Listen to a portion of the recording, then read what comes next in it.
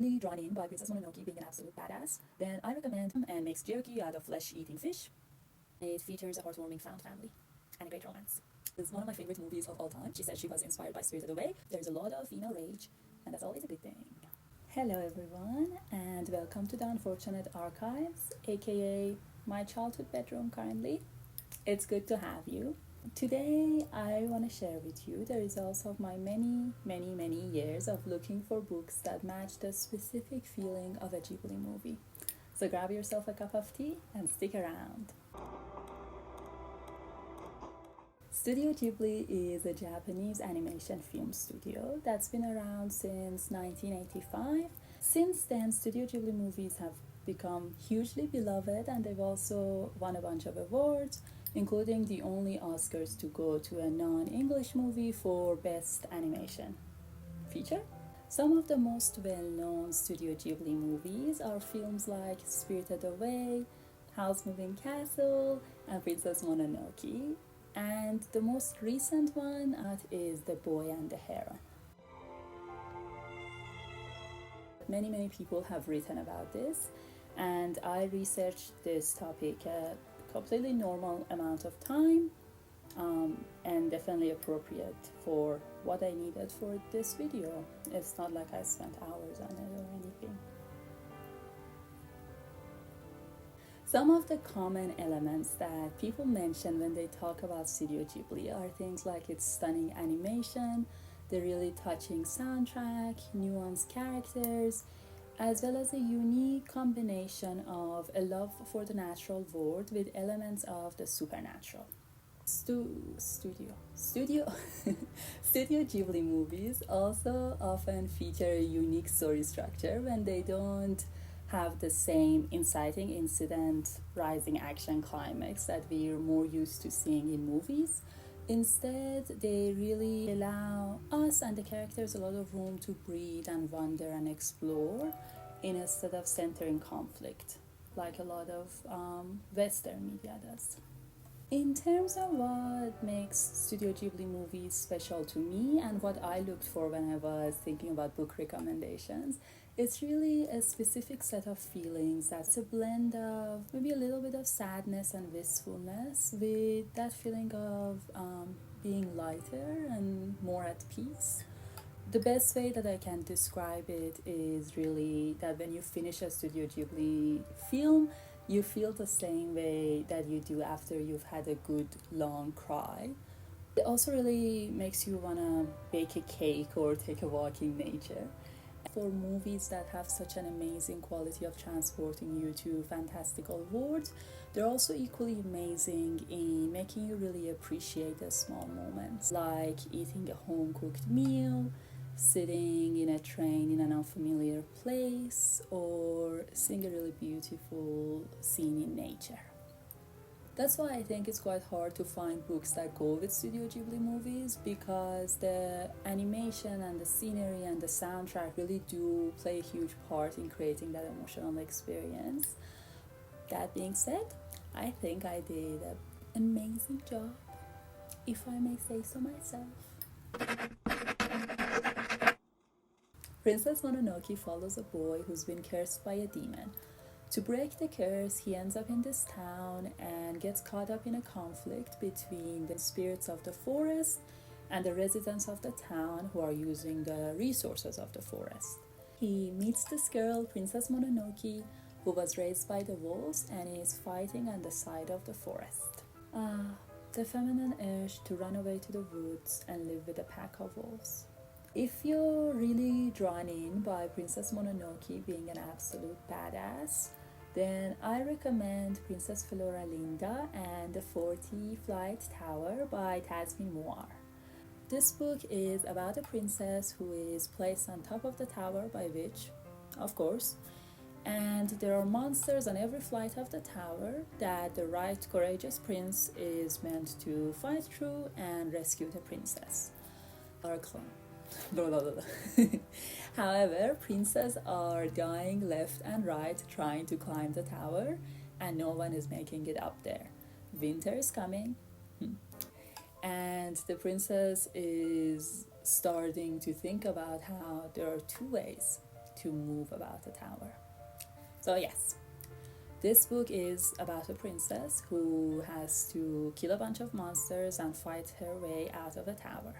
This book starts like an amusing warrior princess making fun of fairy tale tropes type of a story, but it actually ends up being a super resonant story about battling monsters, about change, and about having to trade your innocence for strength. This is actually a novella, so it's a super quick read. There's murder in this book, there's talk of skinning things and killing unicorns, there's a fairy who doesn't care about being a boy or a girl. The said fairy also distills spider venom and makes jerky out of flesh-eating fish.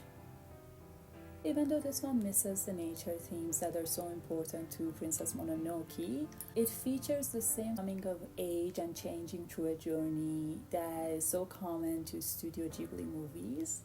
It also features a vicious badass princess who would be great friends with Princess Mononoke. It has the same dark fairy tale vibes, and there is a lot of female rage, and that's always a good thing. If you're more drawn in by the nature versus industry themes in Princess Mononoke, then I recommend The Centaur's Wife by Amanda Lee. It starts with a woman who's just given birth, and as she's lying in the hospital bed, she's jolted awake by the sound of the word ending. So she goes outside and she sees that the city's essentially been destroyed by meteors and her family are among the few who've survived. So as the humans gather around and try to survive in this new world, she can't help but notice that the mountain is essentially thriving and maybe even seems a little bit vengeful about how humans have treated it across the years. Now, I'm not gonna lie to you, this book is very, very weird. The pacing is a little slow in the beginning and sometimes it's a little bit repetitive. However, it does feature a magical, spiteful mountain, a human drive for survival, and a conflict between these two. So it really nails the themes of Princess Mononoke. It's also a book about monsters and in between things, about the stories that we tell ourselves and others, and about grief. I usually find Princess Mononoke to be one of the more brutal and chilling of the Studio Ghibli films, and this book really nails the darker parts of the film. Oh, the little witch coming of age story. Kiki's Delivery Service is one of my favorites, though I have the urge to say that about all the movies on this list, so, take it with a grain of salt. Kiki's Delivery Service is about Kiki, a witch who, like all witches, has to leave her house and go live in a new town as a rite of passage. The only person that she can take with her is her talking cat, who I love. In this new town, Kiki starts living above a bakery and she starts a new business where she delivers goods using her flying broomstick, of course. She has to deal with new problems like meeting new people, settling in a new place, but also the fact that her powers are changing and she has to deal with a lot of new self-doubts. Between all the Studio Ghibli movies, this is the one that I think of as the most coming-of-age story. It really deals with the themes of leaving the house, independence, and coming into your own, as well as the conflict between tradition and modernity. But it's also a very sweet and a very comforting story. I actually had quite a few options for this one, but my final recommendation is A Wizard's Guide to Defensive Baking by T. Kingfisher. This book follows Mona, a 14-year-old girl who happens to be a witch, but she isn't a flashy type of witch like others in her city. She can't summon lightning or talk to water, and her power really only works on bread. She also has a sourdough for a familiar, which is very cute. However, her life really changes radically when she finds a dead body on the floor of the bakery where she works. And it's probably a good thing that her life changes as a result of that.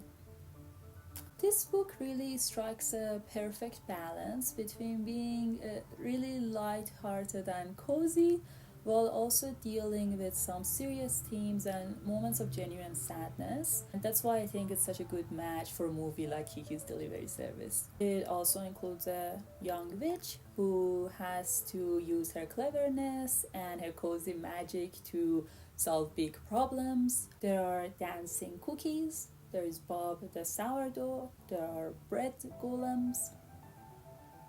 I also highly recommend it if you love the gingerbread man from Shrek. Not the buttons. The light is different. It's because I'm filming this on a different day because I lost a part of the footage. My Neighbor Totoro is pretty hard to describe because more than all Ghibli movies, this is the one where people say nothing really happens. I'm gonna try anyway. My Neighbor Totoro follows this family, a father and two young daughters, who move into this beautiful rural town where the youngest daughter meets this magical creature called Totoro, and the rest of the story follows the two sisters alongside the magical creatures. There are few big epic story moments in My Neighbor Totoro, but there are a lot of deep emotional moments, and it's one of the most beloved Ghibli movies. It's also the one that places you the most in the world of children. This was also one where I had a few different recommendations, but my final pick is Lonely Castle in the Mirror by Mizuki Tsujibura. This book starts where Kokoro, a school-aged girl, can't get herself to go to school because of severe anxiety until she finds a magical portal through her mirror that transfers her to this castle. There she meets 6 other children who also can't go to school for a variety of reasons, and they also meet this creature, the Wolf Queen, who lets them know that there is a key hidden somewhere in the castle, and the person who can find it can have one wish granted. Even though the premise of this book contains a lot of familiar fantasy elements like magical portals, a group of misfits, a magical quest, it isn't really that type of a story. The fantasy elements are actually quite low-key. The writing is quite pared back in a way that reminds me of the gentle, wandering style of My Neighbor Totoro. I was a little hesitant about matching these two because exploring the natural world and the beautiful scenery is a big part of My Neighbor Totoro, and it's not really a feature in this book. However, I ended up set on it because I thought that even though it's not really set in nature, this book really captures that sense of being in a magical place and exploring it and getting to know the different characters there. In this book as well, there is a big emphasis on inhabiting the world of younger people and understanding their problems. I'm also a younger person. Besides, it's really a fantastic book, like all the ones on this list, and it's one of my personal favorites. So, you know, it's deserving of My Neighbor Totoro.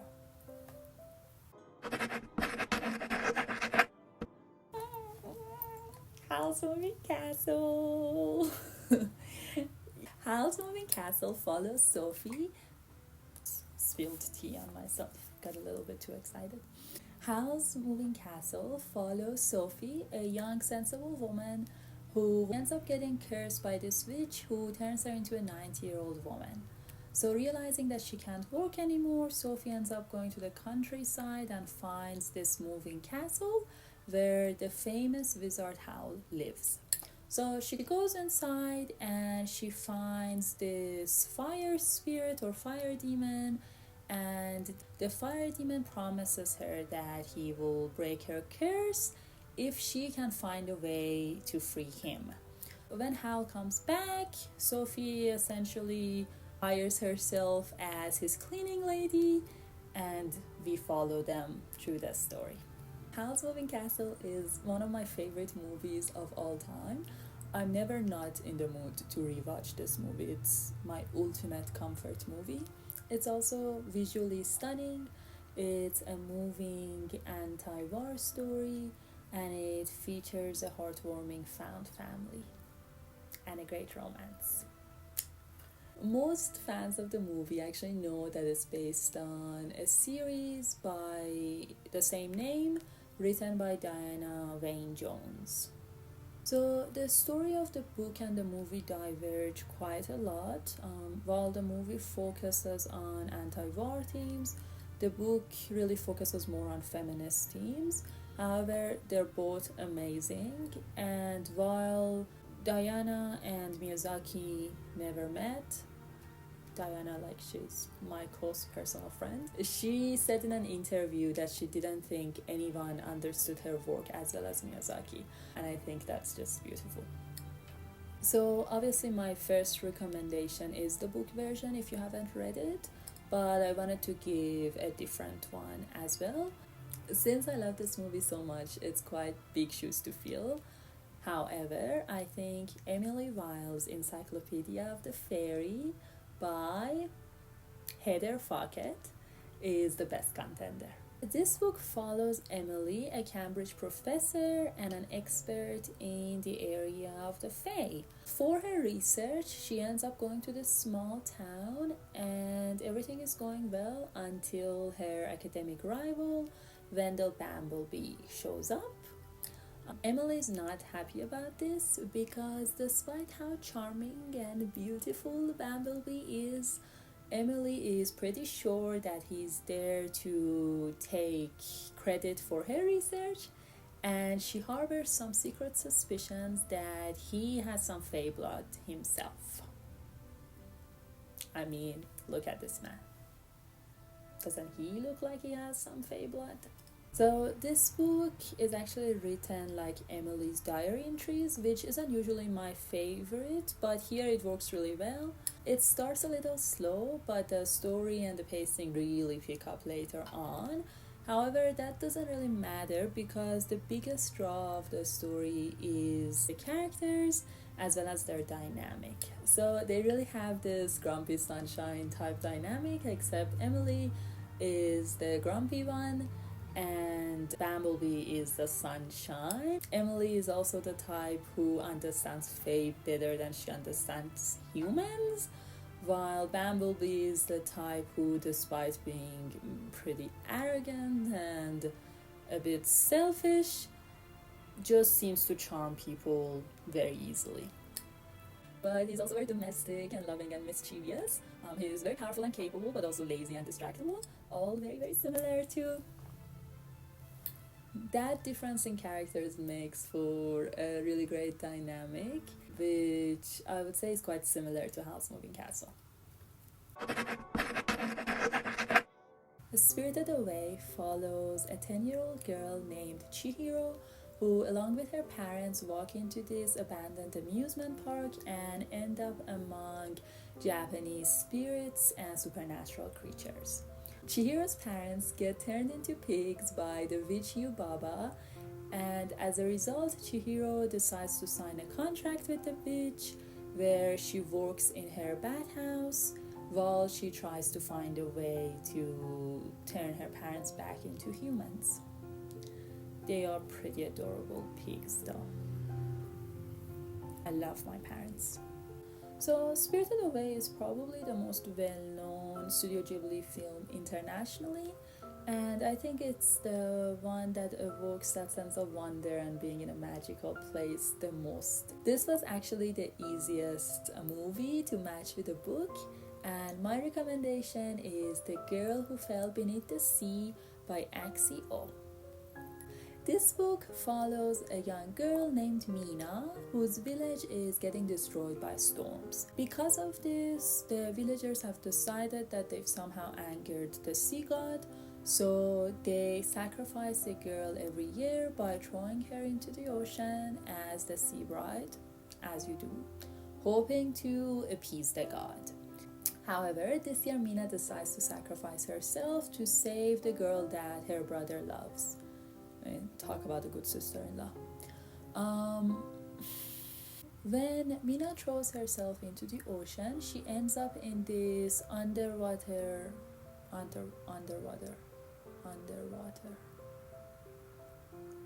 When Mina throws herself in the ocean, she ends up in this underwater world of gods and spirits, and she finds that to save herself and the village, she has to find a way to break the curse on the sea god who is in an enchanted sleep.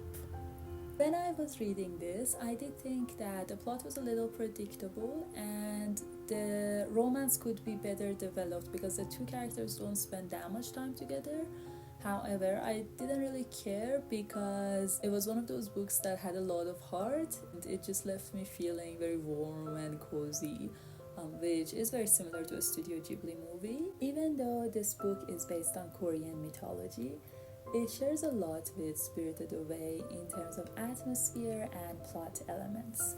Both of these works of fiction include a lonesome human in a world of spirits who has to figure out the rules of these creatures and how to live among them while figuring out how to break a curse. And as a final note, I did go through the author's website and I saw that she said she was inspired by Spirited Away, so that made me feel really good about this pairing. There you have it, friends. If you've made it this far, thank you.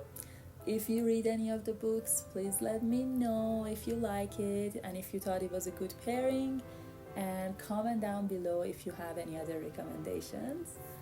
Sorry I couldn't cover more Studio Ghibli movies. I know there are so many amazing ones out there. So if your favorite wasn't in the video, please let me know and I'll make sure to include it next time.